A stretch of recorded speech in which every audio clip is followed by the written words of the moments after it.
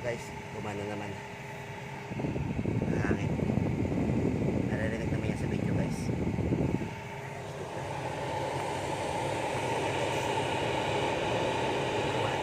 Ayan, kulay puti.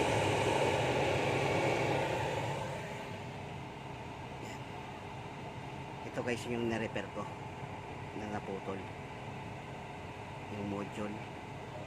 Pag naputol kasi ito, wala na aircon lahat, wala nang lamig. Yan. Ito guys yung nabili kong cabin filter kung tawagin sa labas. Yan.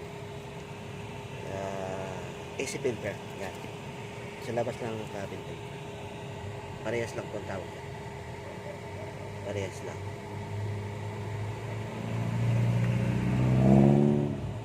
Yun na guys. Dami na alikabok.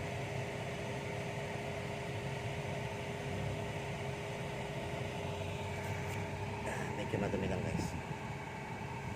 Repair tayo. Nirepair ko lang guys yung blower.